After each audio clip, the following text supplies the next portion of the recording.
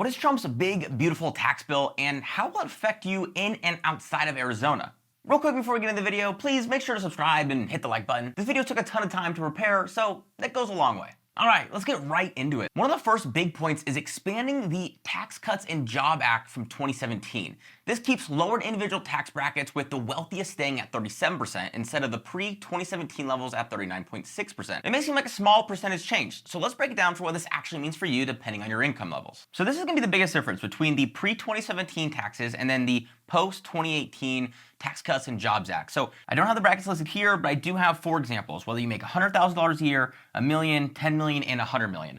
The biggest difference here is pre-17 all the way to 2018, you're going to see a lot more changes. The more you make, obviously, the more you save. So if you make $100,000 income, you are going to save around $2,800 in your tax bracket. If you make $10 million a year, you are going to save about $244,155. So pretty big difference. And if you save enough, you too could look like Floyd Mayweather. I mean, the most financially responsible man in America.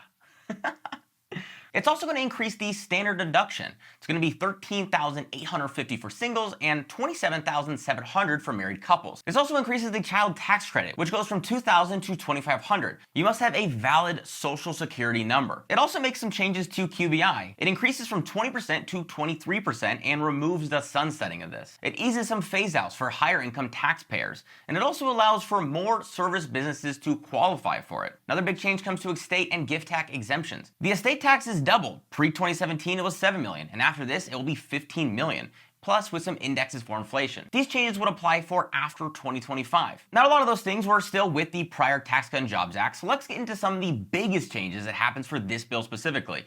This one is tips and overtime taxes. This allows workers to deduct the full amount of tips they receive from taxable income. It is unclear on whether this is only for cash tips or if this is going to be done through tips from a credit card or debit card as well, with those being popular today. The other big point is you must be in an occupation that traditionally earns tips.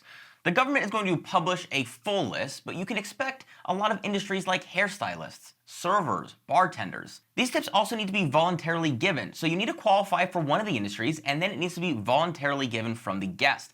You cannot go into a place like real estate and say, hey, my commission is actually going to be a tip and it's going to be tipping me $25,000. That's not going to work, and you cannot write that off as a tip for your income. And to make sure this isn't abused at the highest of the levels, there are going to be income limits of $150,000 a year. So for example, this Scottsdale bottle girl said she made $15,000 alone in January. Breaking down how much I made in January as a Scottsdale bottle girl, bringing my total to $15,081.70. So if she continues on this pace, she would not qualify. But you go, girl. This change would only last from 2025 to 2028. Now, if we're just being completely honest for a second, a lot of bartenders and servers that I know are not fully claiming the cash tips that they're receiving today. There isn't great tracking on it, and they're not going to go out of their way to pay more taxes on this. Whether that's right or wrong, I'll let you decide. But will this change a lot? If they already were not deducting the cash from their income, what does this do? Well, it helps them qualify for larger loan amounts, or it helps them qualify for home ownership if that's something that they're looking to do. This does help, but I'm not sure how much. If you're in an industry and you're going to be highly impacted by this, I would love to know your thoughts in the comments below on this one. Another big change that comes with that same section is going to be overtime workers. You could claim 100% of your overtime pay as a deduction. If you make $3,000 in overtime pay a year, you can now claim $3,000 a year as a deduction. There is going to be the same income limit of $150,000 a year, so this isn't abused. This also must be properly reported by your employer. For Arizona specifically, there is the Arizona Fair Labor Standards Act, making it so non-exempt employees are entitled to overtime pay of 1.5 times their regular rate of hours worked, beyond 40. So if you make $10 an hour, your minimum overtime rate would be $15 an hour. In California, for some industries, if you work more than 8 hours a day, you are entitled for overtime payment. Another would be if you work over 12 hours, you are entitled to even more overtime payment. There isn't a lot of overtime pay happening in the United States, generally speaking. So again, how much this will impact, I'm not sure. But if you had a long day at the office, at least now you have a little more something to look forward to. You're getting paid a lot more, and you're able to deduct that entire section. So if this bill passes, leading up to 2028, you might want to get some extra hours from your employer if they'll allow it, because it goes away December 31st, 2028. Now, point number 3, I want to go into, which is the car interest tax deduction. Let's talk about this car thing because it drives me insane. It absolutely drives me nuts. So the avatar for our example here is someone who makes $100,000 a year exactly. So they're going to qualify for the $10,000 a year interest deduction. Our avatar here is someone who makes $100,000 a year, so they're going to qualify for the $10,000 a month income loan deduction. So the first thing I start with is, what is the average car payment in America? If it's a new car, you're looking at $745 a month, a loan amount of $41,720, an interest rate of 6.73, and a loan term of 68 months. Okay? That seems somewhat reasonable. It's not great. I'm sure this number should be a lot lower. I'd love an interest rate in the 3s. You probably shouldn't be getting a new car at $41,000 when there's so much debt in America today, but it is what it is. We can't control that part. For a used car, $521 payment, $26,000 for loan amount, interest rate 11.87, which is insane, and loan term of 67.22 months. So even with this insane number, I'm thinking to myself, $10,000 a year for a deduction is an insane amount of interest. There's no way that anyone is getting even close to that number. So I ran the math. If you are in this average example, you are going to be paying around $2,800 a year for a new car, and for used, around $3,100 a year. It does suck that your car is, a lot less expensive and you're paying more interest, but that's the power of rates. So I think to myself, the average, we look here, is this, even combined, is nowhere near the $10,000 limit. So if you're thinking to yourself, I love cars too, and I could maybe buy something, to take advantage of the deduction. I'm doing it because I'm a business savvy investor. So I go through here and I go, okay, what would it take for you to max out this deduction? Well, if we kept our interest rate and our loan term the exact same as the average, which of course would adjust if you're going into these price points, but just for example's sake, if we kept some of the variables the same, what would your loan amount have to be and your monthly car payment have to be? So if you're in the new category and you have that less interest rate and you have just a little more in the months, your loan amount would need to be $148,588. Okay? Your car payment at that point is going to be $2,600 a month. But what if you go used? Well, it's going to be even worse for you because you have that rate, which means you're only going to get an $84,000 car only, and your monthly car payment is going to be $1,700. Okay, here are two examples I chose. All I did was look up $150,000 car. This is one that popped up, a Bentley Bentayga. I don't know if that's what I would go for, more of a Porsche guy, but it's it's an expensive car. And then here, which is honestly shocking, a Corvette Stingray, $73,000. I mean, are you kidding me? That's kind of a deal, right? I mean, Corvette's really changed the game with the C8, unrelated. So if you're thinking of this, I want to maximize the deduction, you have to spend $85,000 or $145,000, depending, and these are rounded numbers, depending on if you go new or used, okay? But to even qualify for a loan amount of that size, you need to make, income-wise, $140,000 or $206,000 a year. I mean, are you kidding me? So now, that means you no longer qualify for the deduction because you make too much money. You don't qualify to be able to write off any of this to begin with. This is my thoughts. I mean, are you kidding me? What are we doing here? So again, I might look like a total idiot. There might be something I'm missing, and I might not understand this. But if I understand this correctly, what is the point? Is it for someone who's buying a car at 23% rate? I think that should be more legal, and we should be maybe doing something to enforce that more than we should allowing them to write it off. We shouldn't even be putting people in a situation at all where they should be having an average car of $26,000 or $41,000, and they would get even close to paying $10,000 a year of interest. Like, are you What? So why was this even added? Was it to make me look like an idiot when I explain this on YouTube, or is it to make this look a lot cooler than it actually is? I seriously don't know. Oh, and of course, this also removes the $7,500 EV tax credit. Not deduction, but credit.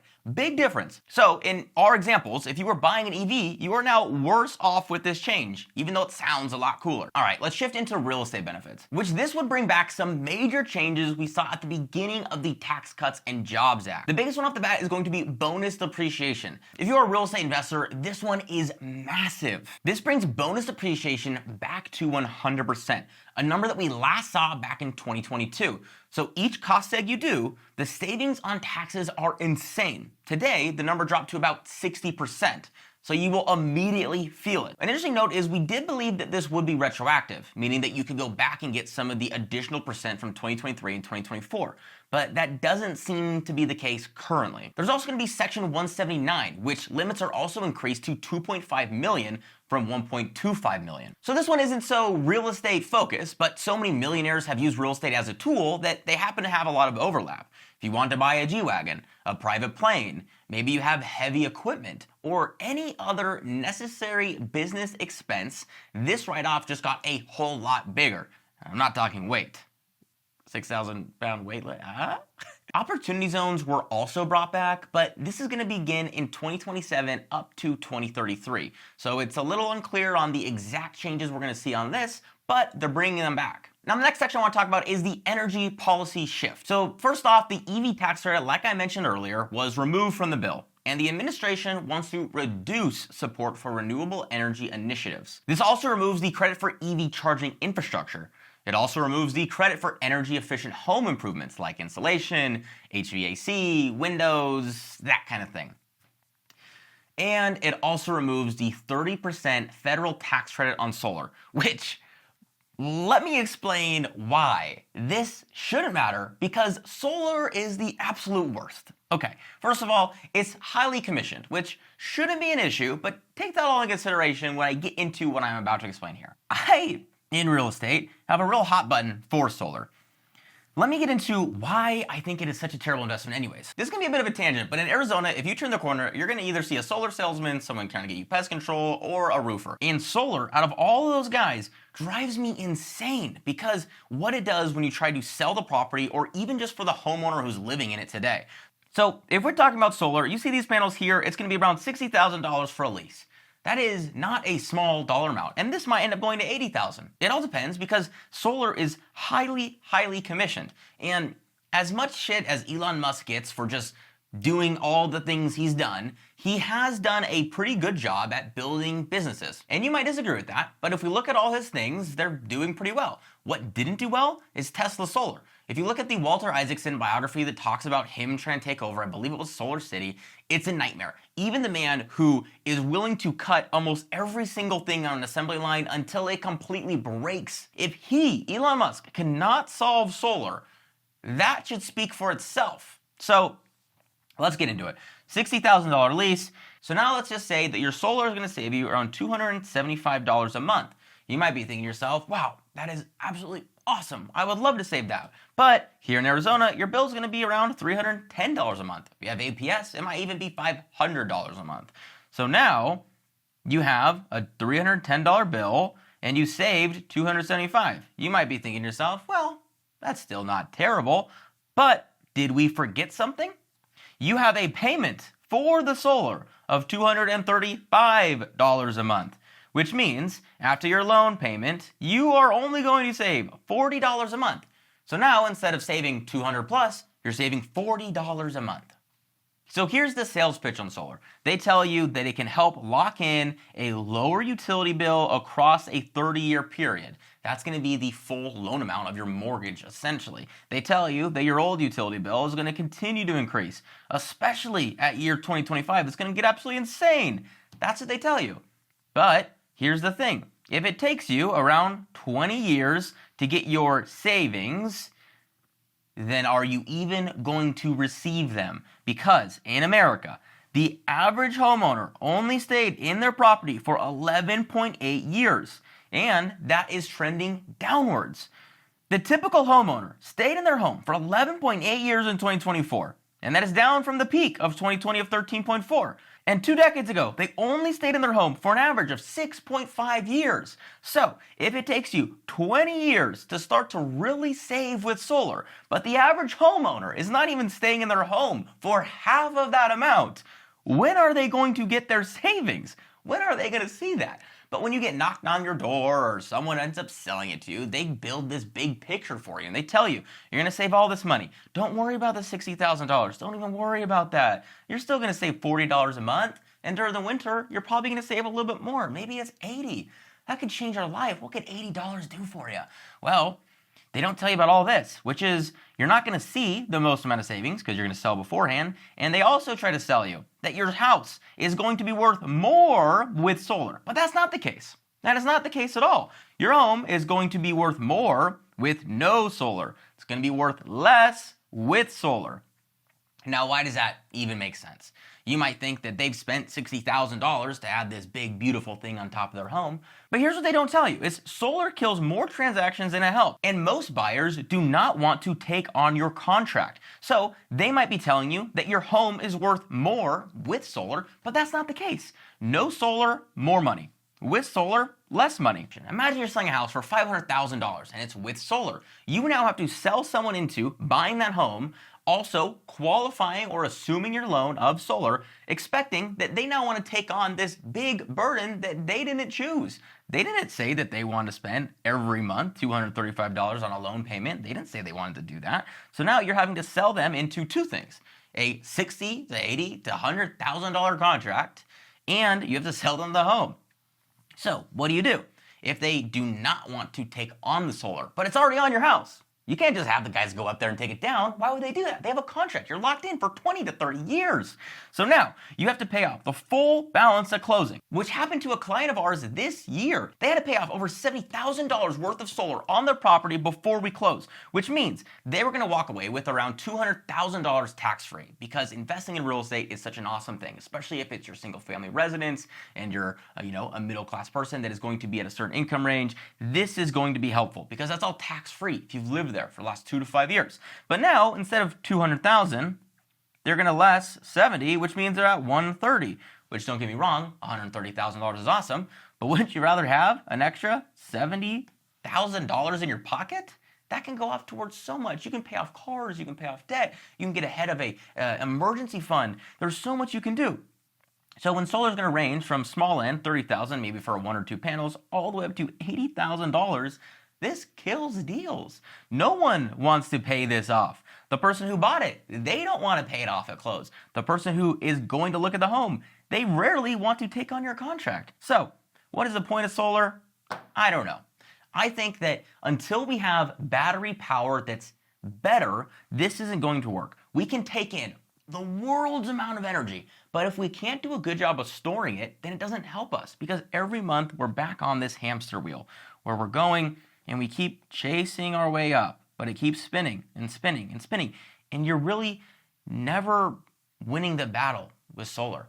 Plus, there's other items like, now it's on your roof. So let's say you need to roof maintenance. You have to come and have someone come take the solar off, and you have to hope that they do a good job. They might damage your roof more. There are countless of variables that come with solar, and if you can't tell, I can't stand it. So get rid of the credit, because less people should have solar.